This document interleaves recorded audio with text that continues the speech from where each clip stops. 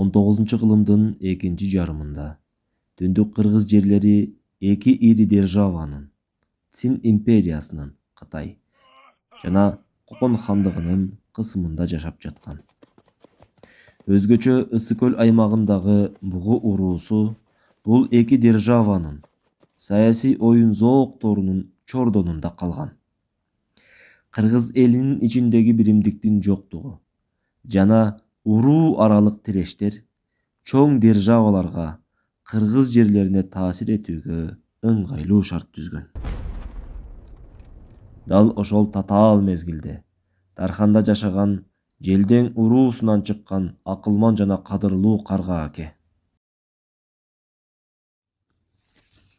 Калмактын камчысы кайрылбасын, калкын көлдөн айрылбасын. Жоңгорлуу жоодон сактасын, жоболуңду доодон сактасын, деп элин тынчтыкка, биримдикке чакырган. Кокондуктар колтуктан кирип, кооптону күчөп турган учурда Карга аке эл алдында биз эки падышанын жолунда турабыз. Бир жагынан Цин кыстап, экинчи жагынан Кокон кыйнап турганда, бул куттуу жерди, аны жердеген элибизди коргой турган киши керек, деп сөз сүйлөгөн.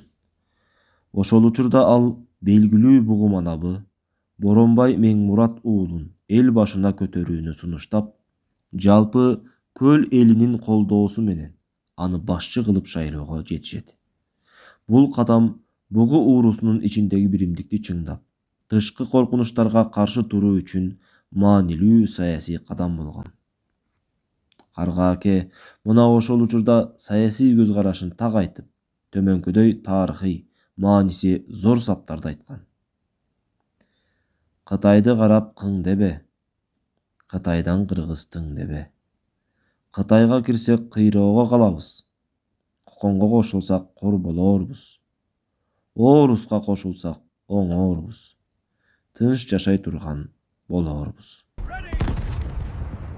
Бул сөздөр менен ал кыргыз элине Орус империясынын курамына кирүүнү сунуштап, бугу башчысы Боронбайды Орус падышасына кат жазууга үндөгөн. Тарыхый булактарда ушул катты жаздырууда башкы демилгечи болгон адам дал ошол Карга аке экени белгиленет. Бул учур кыргыз тарыхындагы эң маанилүү саясий бурулуштардын бири болуп, түндүк кыргыздардын Орусия менен жакындашуусуна жол ачкан. Карга аке менен Боронбай бийдин бул чечими элдин коопсуздугу, тынчтыгы жана келечеги үчүн жасалган так жана чечкиндүү кадам болгон.